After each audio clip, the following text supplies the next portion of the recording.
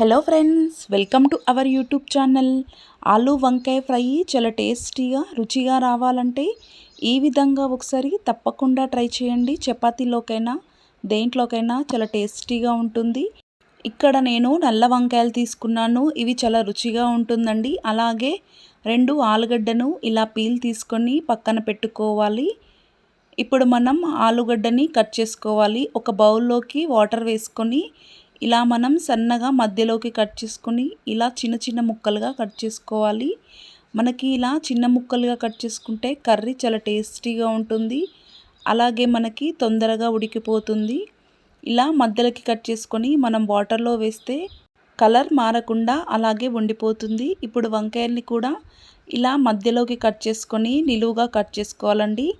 ఇలా ముక్కలు కట్ చేసుకుంటే కర్రీ కూడా మనకి చాలా టేస్టీగా ఉంటుంది. మనకి వాటర్లో వేయడం వలన ముక్కలు కలర్ చేంజ్ అవ్వకుండా అలాగే ఉంటాయి.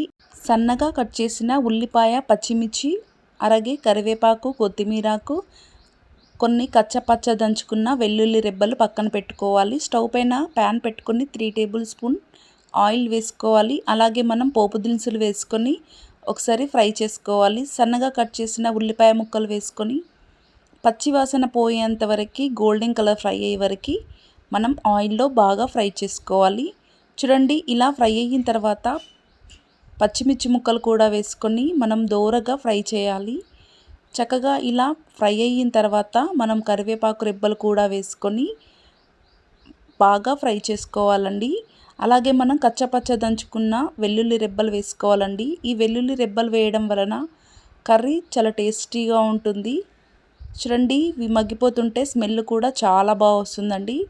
అలాగే 1 టేబుల్ స్పూన్ అల్లం వెల్లుల్లి పేస్ట్ వేసుకొని పచ్చివాసన పోయేంత వరకు ఆయిల్లో దోరగా ఫ్రై చేసుకోవాలి. అలాగే చిటికెడు పసుపు వేసుకొని బాగా ఫ్రై చేయాలండి. ఇలా ఫ్రై అయిన తర్వాత మనం కట్ చేసుకున్న ఆలుగడ్డ ముక్కల్ని కూడా వేసుకొని ఆయిల్లో మనం బాగా ఫ్రై చేయాలి. చూడండి, మనం ఆయిల్లో ఎంత మగ్గిస్తే మనకి ఆలు చాలా టేస్టీగా ఉంటుందండి. ఇప్పుడు టేస్ట్కి సరిపడా 1 టేబుల్ స్పూన్ సాల్ట్ యాడ్ చేసుకోవాలి. ఇలా సాల్ట్ వేయడం వలన మనకి త్వరగా మగ్గిపోతాయి ముక్కలు. మూత పెడుతూ తీస్తూ మనం ఆలు ముక్కల్ని చక్కగా మగ్గించుకోవాలి.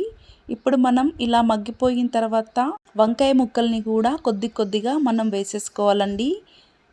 ఇప్పుడు మనం వంకాయ ముక్కలు కూడా బాగా ఫ్రై అయ్యేలాగా మనం ఫ్లేమ్ అనేది చిన్నగా పెట్టి కర్రీని ప్రిపేర్ చేసుకోవాలండి. ఇప్పుడు మూత పెట్టుకొని ఒక 5 నిమిషాల పాటు ముక్కలను మనం మగ్గించుకోవాలండి. చూడండి, మనకి ముక్కలు అనేటివి చక్కగా ఇలా మగ్గిపోయాయి. ఇలా మనం మధ్య మధ్యలో మూత పెడుతూ కలుపుతూ మనం ముక్కలని మగ్గించుకోవాలి. మనం కర్రీలో ఎక్కడా వాటర్ యాడ్ చేయడం లేదు కాబట్టి ఇలా మూత పెడుతూ మగ్గించుకుంటే మనకి కర్రీ అనేది చాలా టేస్టీగా ఉంటుందండి. అలాగే ముక్కలు కూడా చక్కగా మగ్గిపోతాయి. అలాగే టేస్ట్కు సరిపడా 1/2 టేబుల్ స్పూన్ కారాన్ని వేసుకోవాలి. అలాగే 1 టేబుల్ స్పూన్ ధనియాల పౌడర్ యాడ్ చేసుకొని మరొకసారి అంతా బాగా కలుపుకోవాలండి. చూడండి, ఇలా అంతా కలుపుకున్న తర్వాత టేస్ట్కు సరిపడా 1/2 టేబుల్ స్పూన్ సాల్ట్ని యాడ్ చేసుకోవాలండి. మనం ముందుగానే సాల్ట్ యాడ్ చేసుకున్నాం కానీ తక్కువ అనిపిస్తే ఇక్కడ యాడ్ చేసుకొని కలుపుకొని మూత పెట్టుకోవాలి. మూత పెట్టుకొని ఒక 2 నిమిషాల పాటు మగ్గించుకుంటే సరిపోతుందండి. మనకి కర్రీ చక్కగా ఉడికిపోయిందండి. చూస్తుంటేనే తెలిసిపోతుంది కదా, కర్రీ కూడా చక్కగా ఉడికిపోయింది. ఇప్పుడు ఫైనల్గా సన్నగా కట్ చేసుకున్న కొత్తిమీరని కూడా వేసేసుకొని ఒకసారి అంతా కలుపుకోవాలి. ఈ కర్రీ చాలా టేస్టీగా ఉంటుందండి. బగారా రైస్లోకైనా చపాతీలోకైనా దేంట్లోకైనా చాలా టేస్టీగా ఉంటుందండి.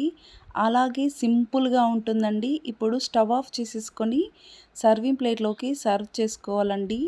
వేడి వేడి అన్నంలోకి తింటే చాలా టేస్టీగా ఉంటుందండి. ఈ రెసిపీని ఒకసారి తప్పకుండా ట్రై చేయండి. నా ఛానల్ని ఫస్ట్ టైం చూసినట్టయితే ప్లీజ్ ఒక లైక్ చేయండి. మీ ఫ్రెండ్స్కి షేర్ చేయండి. మరిన్ని రెసిపీస్ కోసం ప్లీజ్ నా ఛానల్ని సబ్స్క్రైబ్ చేసుకోండి. Thanks for watching.